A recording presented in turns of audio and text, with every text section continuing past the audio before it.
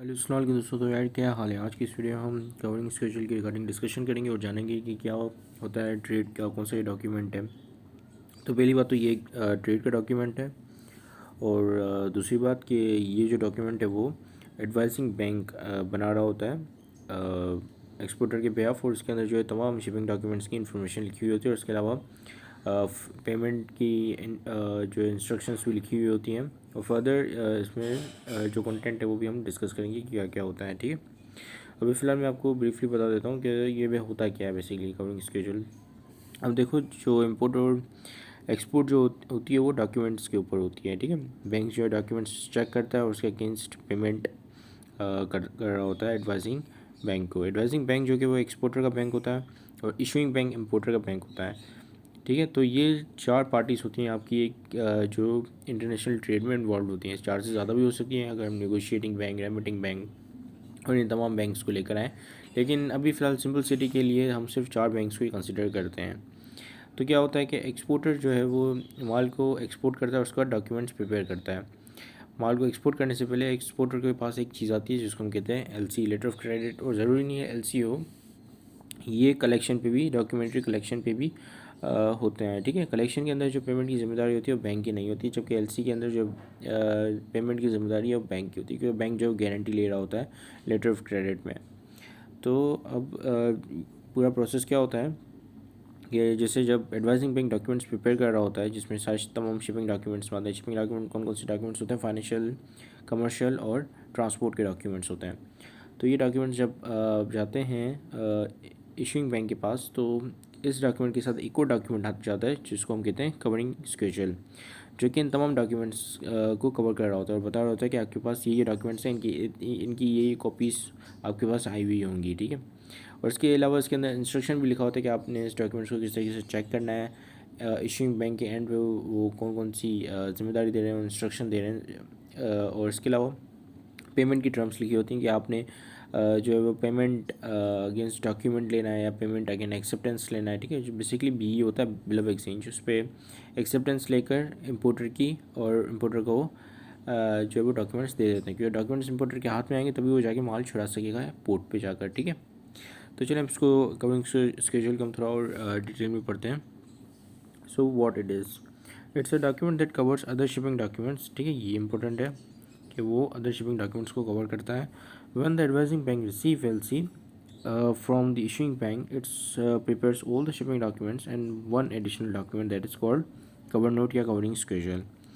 This document gives information regarding all the other documents and gives instruction regarding the payments and how to check the shipping documents. अब basically क्या होता है कि जब क्योंकि यहाँ पर डॉक्यूमेंट्स बहुत मैटर कर रहे होते हैं। ठीक है, जैसे एलसी के अंदर टर्म्स एंड कंडीशंस लिखी होती हैं और जो रिक्वायरमेंट है इम्पोर्टर की वो लिखी होती है एलसी के अंदर। इसके अलावा आपके पास जो है कुछ रूल्स होते हैं जिनको हम कहते हैं, एलसी के लिए यूसीपी होता है और कलेक्शन के लिए यूआरसी होता है। ठीक है, डिपेंड करता है कौन से मोड पे वो इंटरनेशनल ट्रांजैक्शन हो रही है या इंटरनेशनल ट्रेड हो रही है। यूसीपी यूआरसी कलेक्शन पे हो रही है तो हम जो फिर यूआरसी के रूल्स फॉलो करेंगे। अगर यूसीपी यानी कि एलसी पे हो रही है तो फिर जो है वो यूसीपी, एलसी और आईएसबीपी। ठीक है, इनके बारे में हम सेपरेट वीडियो बनाएंगे और इन सबको पढ़ेंगे। यूसीपी के आर्टिकल्स होते हैं, रूल्स होते हैं बेसिकली ये, और इसी तरीके से आईएसबीपी भी जो उनके भी रूल्स होते हैं कि आपने किस तरीके से डॉक्यूमेंट्स की चेकिंग करनी है। चेकिंग को हम जो बैंकर्स होते हैं वो कहते हैं स्क्रूटनी करना। ठीक है, किस तरीके से आपने डॉक्यूमेंट्स की स्क्रूटनी करनी है। तो जब डॉक्यूमेंट अराइव होते हैं इशूइंग बैंक के पास, तो उनके पास 5 डेज़ का टाइम होता है कि वो चेक करेंगे डॉक्यूमेंट्स जो है वो कंप्लाइंट प्रेजेंटेशन में है या नहीं है। कंप्लाइंट प्रेजेंटेशन में है या नहीं है, इसका मतलब कि वो डॉक्यूमेंट्स कंप्लाई कर रहे हैं यूसीपी के अकॉर्डिंग, आईएसबीपी के अकॉर्डिंग, लोकल लॉज के अकॉर्डिंग, एलसी के अकॉर्डिंग वो कंप्लाई कर रहे हैं या नहीं कर रहे हैं। ठीक है, अगर एज़ पर एलसी, यूसीपी और आईएसबीपी पूरे उतरते हैं तो विद इन 5 डेज़ के अंदर उनको पेमेंट करनी होती है इशूइंग बैंक को। किसको? एडवाइजिंग बैंक को। ठीक है, इशूइंग बैंक पेमेंट कर रहा होता है एडवाइजिंग बैंक को अगर ये डॉक्यूमेंट्स जो कंप्लाई कर रहे होते हैं। अगर ये डॉक्यूमेंट्स कंप्लाई नहीं कर रहे होते हैं तो इशूइंग बैंक इस सिचुएशन में पेमेंट होल्ड कर देता है और इंटीमेट करता है एडवाइजिंग बैंक को और आपके इम्पोर्टर और एक्सपोर्टर को। ठीक है, तो फिर उसके बाद में फिर उनकी कोई बाद में फिर वो आपस में कम्युनिकेट करते हैं, इंटरेक्ट करते हैं और फिर उसका कोई सोल्यूशन निकालते हैं। बाज़ का ये होता है कि इम्पोर्टर जो है वो कहता है हाँ ठीक है आप कर दें पेमेंट, बैंक को जो अपनी तरफ से चार्ज दे देता है कि ठीक है ये थोड़ी बहुत डिस्क्रिपेंसी है डॉक्यूमेंट्स में, लेकिन चल जाएगी, इतनी ज़्यादा डिस्क्रिपेंसी नहीं है, तो ये जो है पेमेंट हो जाती है। लेकिन अगर ये किसी लोकल लॉस के खिलाफ होती हैं, ठीक है, जैसे लेट सपोज के एलसी में लिखा हुआ है कि ट्रांसशिपमेंट नहीं होनी चाहिए लेकिन ट्रांसशिपमेंट हो जाती है, ठीक है, तो इस सिचुएशन में फिर फर्दर जो है वो फिर वो बैंक्स के ऊपर है, वो फिर इस चीज़ को जो है वो रिजॉल्व करें फर्दर, या उसे जो है उस इंटरनेशनल ट्रांजैक्शन को लाइक डिज़ोल्व कर दें, डिसमिस कर दें, या उसको जो है वो लाइक वो कैंसिल कर दें, ठीक है। ये फिर बैंक्स के ऊपर होता है और इम्पोर्टर एक्सपोर्टर जो आपकी कस्टम की अथॉरिटीज़ हैं, ठीक है, और आपकी जो मिनिस्ट्री ऑफ कॉमर्स है इसके ऊपर ये डिपेंड करता है चीज़ें, ठीक है। तो बहरहाल अब हम जानते हैं इसके अंदर कंटेंट्स क्या क्या होते हैं। इसके अंदर सबसे पहले document delivery, how and to whom the document should be delivered. वैसे तो बैंक को डिलीवर होते हैं, लेकिन बैंक के बाद किसको डिलीवर होने हैं, किस इंपोर्टर को डिलीवर होने, कंसर्न पर्सन को डिलीवर होने हैं, वो लिखा होता है।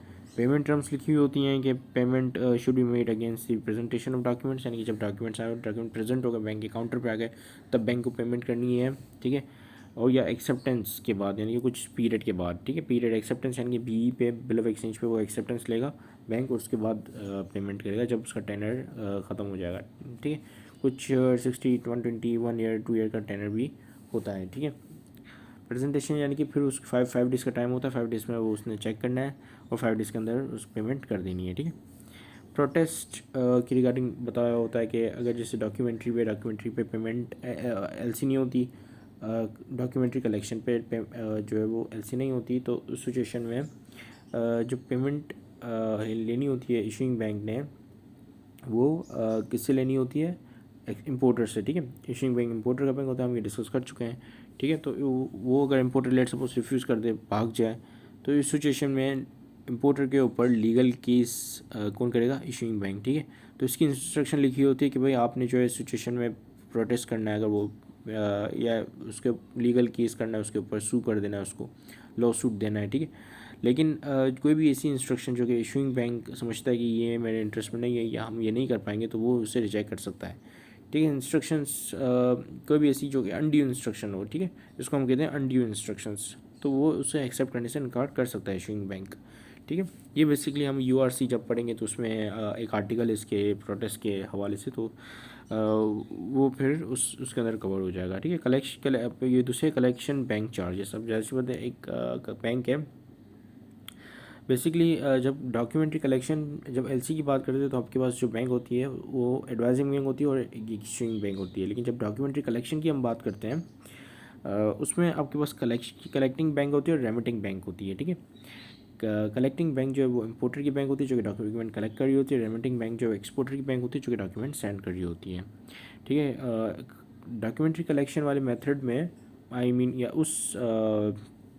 उस पेमेंट मेथड में basically LC, documentary collection, advance payment और ओपन अकाउंट, ये 4 तरीके होते हैं जिन पे इंटरनेशनल ट्रांजैक्शन होती है या इंटरनेशनल ट्रेड होती है, ठीक है।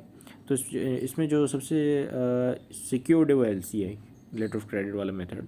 फिर आता है आपके पास डॉक्यूमेंट्री कलेक्शन वाला, ठीक है।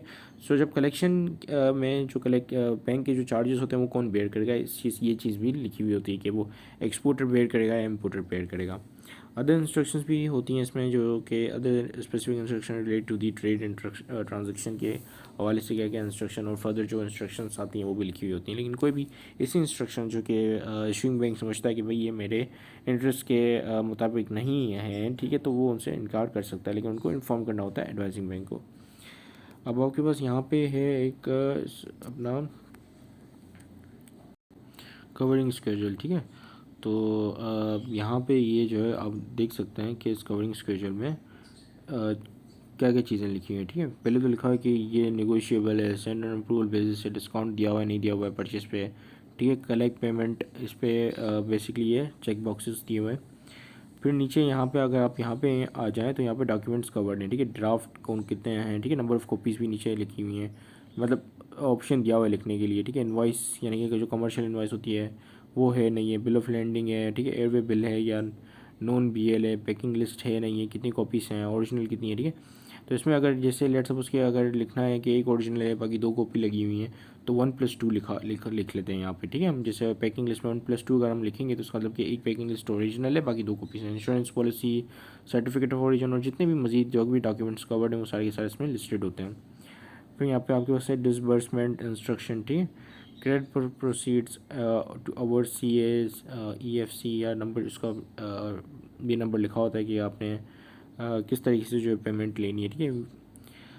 फिर इसके अलावा यहाँ पर आप दूसरी और चीज़ें पढ़ सकते हैं, बल्कि इस फॉर्म को जो है वो आप मैंने भी इसको जो है वो गूगल से उठाया, आप इसको गूगल से फाइंड आउट कर सकते हैं, ठीक है। तो ये कुछ इतना बड़ा फॉर्म होता है और उसके नीचे यहाँ पे इंस्ट्रक्शन लिखे होते हैं। एक दफ़ा यहाँ पे इसको